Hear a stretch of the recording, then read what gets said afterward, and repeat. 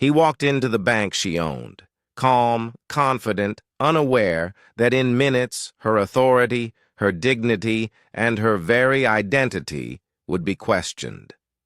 To the staff, she wasn't a leader, not a CEO, not the woman who built the empire they worked for. To them, she was just another face they refused to see. Denied service, humiliated in front of strangers, her reality shattered in an instant. But what happened next would shock everyone in that room and leave a question burning. How could this still happen today? It started like any other morning. The city was alive with its usual rhythm. Traffic buzzing, office doors swinging open, people hurrying through their routines. For her, though, this wasn't just another day at the bank. It was her bank. Years of sleepless nights, countless risks and sacrifices had built it from the ground up. She wasn't just a visitor here. She was the founder, the leader, the reason it even existed. Colleagues often admired her success. A black woman who had broken barriers and risen to a place many thought impossible.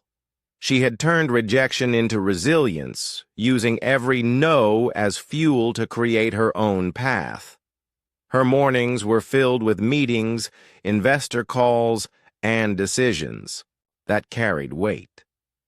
But beneath the polished surface, she never forgot the battles she had fought to be taken seriously. Walking through those glass doors on that day, she wasn't there as a client. She was there as the owner, the CEO, the woman who signed the checks that kept the lights on.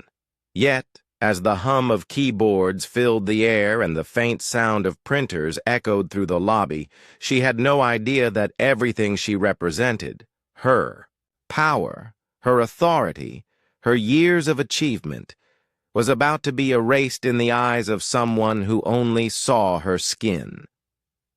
What began as a simple transaction would spiral into a test of dignity, respect, and justice. And in just a few minutes, the world inside that bank would be turned upside down. She approached the counter with the quiet confidence of someone used to being in command. The folder in her hand carried documents she had signed, authorizations stamped with her name, proof of her authority, her ownership, her power. But the teller didn't see that. The teller only saw her. The woman behind the glass shifted uneasily. Her smile faltered. Her voice dropped in volume, as if the simple act of addressing the person in front of her was already a burden. "Can I help you?" she asked, but the words carried no warmth, no courtesy, only a practiced script delivered with suspicion. The CEO explained what she needed, a withdrawal. Not a large one, not unusual, but enough to require the teller to check records. She slid the documents forward, her hand steady. This should have taken minutes. Instead, the teller frowned, eyes flicking over the papers, then back up at her. "Do you have identification?" For anyone else, that would have been a routine question. For her, in her own bank, it was the first crack in the facade. Identification wasn't required. Her name alone carried weight. Her signature was on every major file in the system. But she answered calmly, producing her ID, placing it neatly on the counter. The teller took it, hesitated, then disappeared into the back. Minutes passed. She stood there, aware of the stares, the murmurs. Customers shifting in line, staff glancing in her direction. Each second stretched longer than the last. A whisper here, a raised eyebrow there, like ripples spreading through the air. What should have been routine was turning into a spectacle. When the teller returned, she wasn't alone. Another staff member followed, carrying the same guarded expression, the same silent assumption. They looked at her ID, looked at the withdrawal slip, then at her, as if searching for something that didn't fit. "We're going to need to verify this," the second staff member said. "Verify what?" she thought. "Verify who?" she explained again.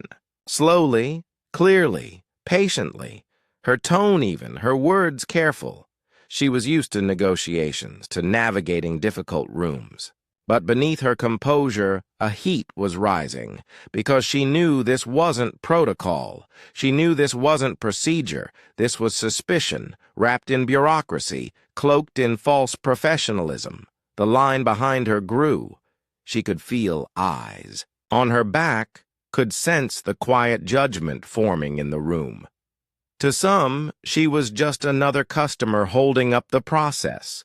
To others, she was a problem, an inconvenience, a disruption to the smooth flow of their morning. But for her, this was something else entirely. It was erasure. They weren't seeing her as a CEO. They weren't seeing her as the woman who built this very institution. They weren't even seeing her as a valued client. They were seeing only her skin, her presence, her difference. And then came the words that turned the air cold. "I'm sorry, ma'am, but we can't process this withdrawal."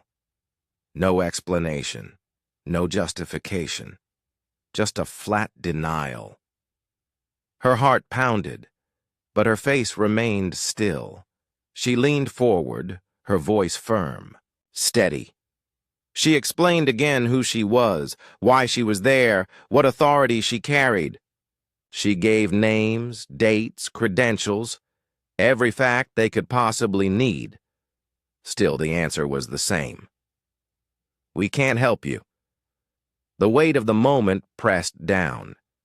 She glanced around the lobby, at the staff avoiding her gaze, at the customers, watching like spectators to a drama unfolding, at the silence thick enough to choke. This wasn't just a mistake. This was humiliation. In her own house, in front of strangers. But the worst wasn't the refusal. It was the undertone, the suspicion.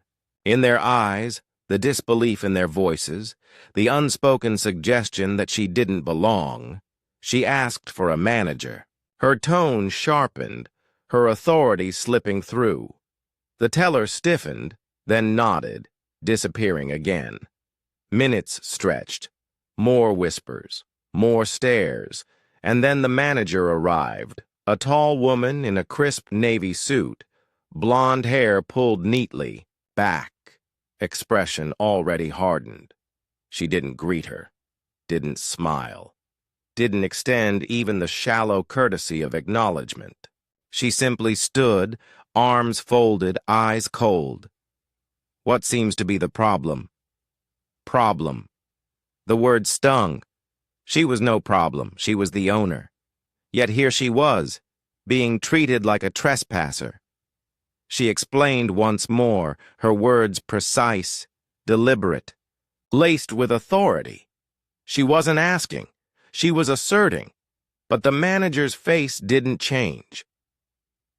"I'm sorry, but I can't authorize this transaction," the manager said, her voice clipped, final. Something inside her shifted then. The calm she carried like armor cracked. Not enough to show weakness, never that, but enough for her to feel the fury burning underneath. Because this wasn't ignorance, this wasn't confusion, this was power. Power being used to strip hers, a way to deny her existence, to humiliate her in the place she had built. The lobby seemed to close in. Time slowed. Every eye in the room pressed against her like a weight. The silence was no longer passive. It was suffocating, judgmental, complicit.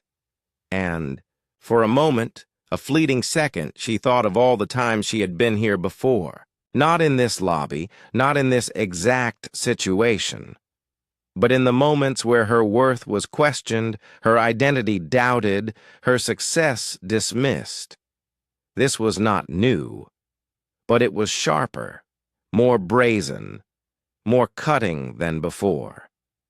She took a breath. One deep, steadying breath, and then she did what leaders do. She stood taller, her voice carried. She demanded respect, yet even then the manager's response was the same. A wall of refusal, an unmovable denial. The room hung in silence, the tension stretched to breaking. And in that silence, one truth became clear. This wasn't about paperwork. This wasn't about policy. This was about race, about perception, about the invisible lines that still chained her to the very prejudice she had spent her life breaking free from. The withdrawal was denied, her authority ignored, her presence erased. And as the seconds ticked away, the anger in her chest turned into something else. Resolve.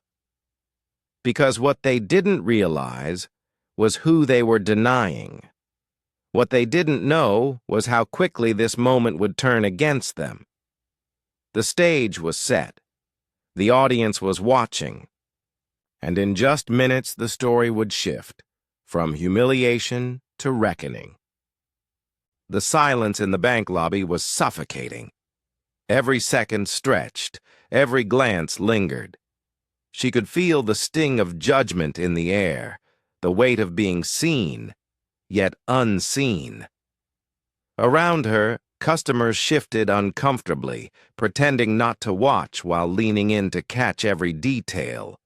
Staff exchanged quiet looks, their postures stiff, their eyes sharp with doubt. And there she stood, the CEO, the owner, denied service in her own institution. Her jaw tightened.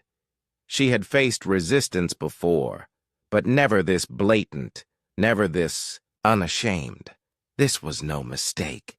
This was humiliation, crafted carefully and delivered with precision.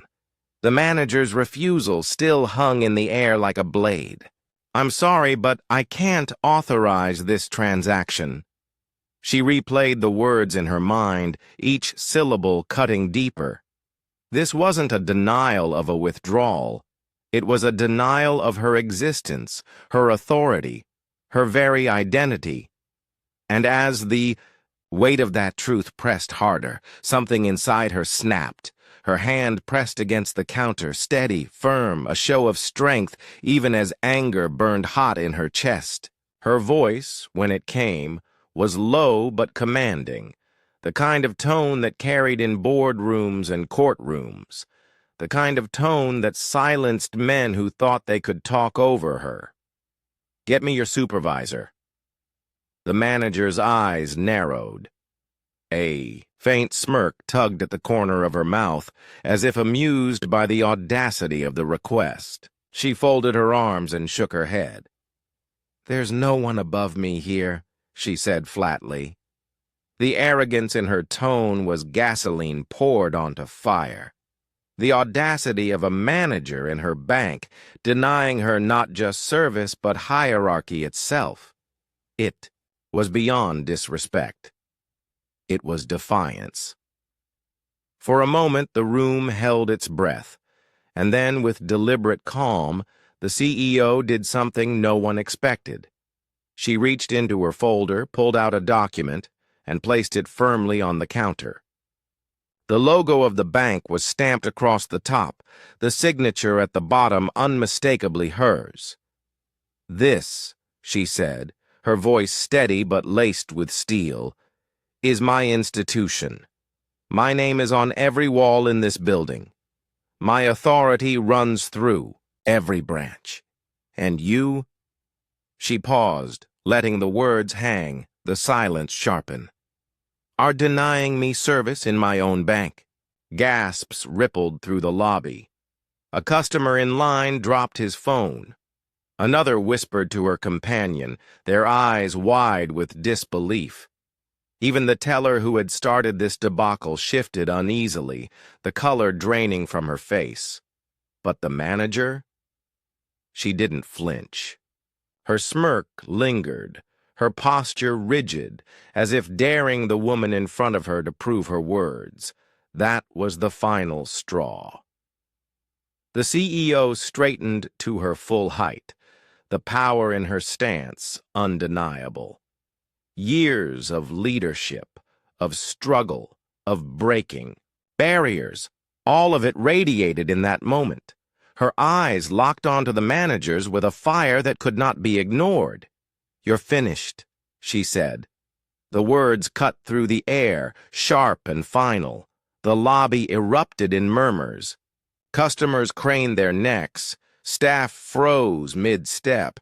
The hum of the office collapsed into silence. The manager blinked, her smirk faltering for the first time. "What?" she whispered, disbelief flashing across her face. "You're fired," the CEO declared, her voice ringing out like a gavel. "Effective immediately." The words landed like thunder. For a heartbeat, no one moved. Then the shock set in. The teller behind the counter stepped back, eyes darting between them.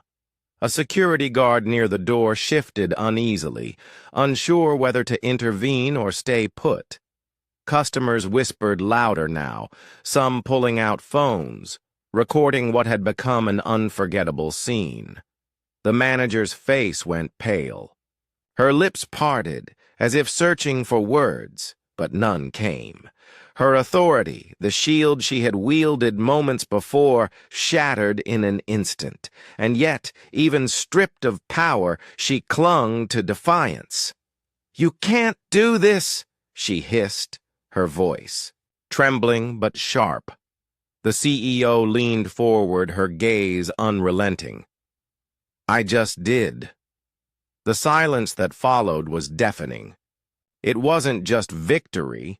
It was justice, swift and undeniable, but beneath the triumph, the reality lingered.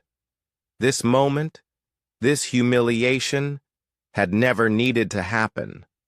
A woman who had built an empire had been reduced, disrespected, erased in front of strangers, simply because of the color of her skin. The sting of that truth burned hotter than the satisfaction of firing the manager, because what did it mean, really, if even here, even with all her power, she could be treated as less?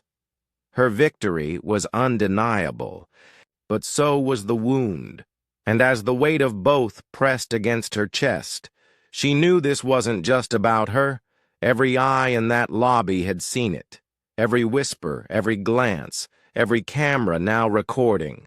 This moment was bigger than a single injustice. It was a reflection, a mirror held up to a society still scarred by its own blindness. The manager turned to leave, her pride shattered, her steps unsteady. Customers shifted aside, creating a path, their eyes wide with a mixture of fear, awe, and shame. The CEO remained still, her hand on the counter, her breath steady but heavy. She had reclaimed her authority. She had made the statement that could not be ignored. But as the door swung shut behind the fired manager, she felt the echo of a question she couldn't silence. If this could happen to her, in her own bank, with her own name on the walls, what did that mean for everyone without the power to fight back? The thought hung heavy, lingering like smoke after a fire. And as the lobby slowly returned to motion, as whispers turned back into conversations and footsteps resumed across the polished floor, the weight of the moment remained. The customers would leave. The staff would move on. The day would continue. But the truth had been laid bare. This wasn't just a transaction denied. This was dignity denied. And for those watching, recording, remembering, the question would linger long after. The doors closed behind her. What happens when even power isn't enough to protect you? The lobby eventually quieted, the hum of machines and murmurs of customers returning as though nothing had happened. The world, it seemed, had already begun to move on. But for her, nothing about this moment could be brushed aside. The echoes of what had just unfolded clung to her like shadows, refusing to let go. She had reclaimed her authority. She had fired the manager on the spot. She had reminded every witness in that room who she was, not just a customer, but the very foundation of the institution they served. On the surface, it was victory. It was justice delivered swiftly, publicly, and undeniably. And yet beneath that victory, there was no celebration, only weight. Because the truth was inescapable. This never should have happened. Not here. Not in her own bank. Not in front of people who owed their paychecks to her signature. If she could be denied, questioned, humiliated, then what chance did someone without her power, her wealth, her title have?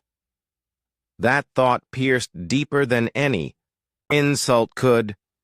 She gathered her papers, slid them back into the folder, and straightened her shoulders. Around her, the staff avoided her gaze. The customers who had whispered and recorded shifted uneasily, unsure whether to offer sympathy or stay silent. The cameras on their phones had captured the firing, the confrontation, the authority.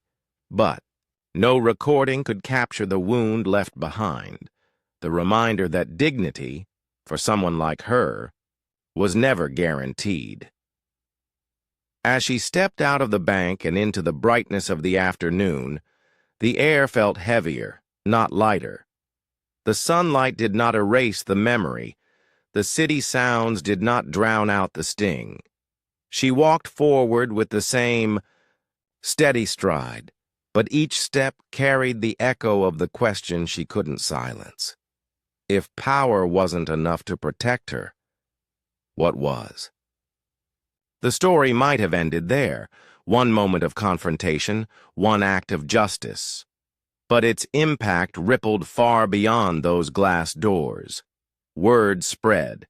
The footage captured on phones leaked online, snippets of her words echoing across timelines and news feeds. "This is my institution. You're finished." Millions watched, some in awe of her strength, others in disbelief that such a scene could even occur. Many celebrated her courage, her refusal to accept humiliation, but others saw something darker, something heavier, that even the highest levels of success couldn't shield a black woman from the poison of prejudice. Conversations ignited. Was this an isolated mistake, or proof of a deeper sickness? How many others had been denied, disrespected, erased, without the ability to fight back? How many voices had been silenced because they lacked the platform, the wealth, the power to expose the injustice? Her story became more than personal. It became a mirror, reflecting a truth many wanted to turn away from. Because this wasn't just about one CEO. It wasn't about one bank, one manager, one refusal. It was about a pattern woven into the fabric of society, subtle at times, blatant at others, but always there. It's in the raised eyebrow when someone questions your presence in a boardroom. It's in the pause before handing over service, the suspicion cloaked in politeness. It's in the unspoken belief that no matter how high you rise, you still don't belong. And for those who endure it daily, without cameras, without an audience, without the power to say, "You're fired," the damage is deeper, quieter, and often invisible. Her victory highlighted the injustice, but it also highlighted the chasm between those who could fight back and those who could not. In the weeks that followed, the manager was gone, her career shattered in the wake of arrogance and prejudice. Policies were reviewed, statements issued, promises made. But could policy change what was etched into people's minds? Could a rule book rewrite the assumptions that led to her humiliation? The CEO continued her work, her meetings, her leadership. Outwardly, she remained the same, the powerhouse, the pioneer, the trailblazer. But inside, the scar remained. Because this was not about paperwork, it was about humanity. And once you have been stripped of that, even momentarily, the echo lingers.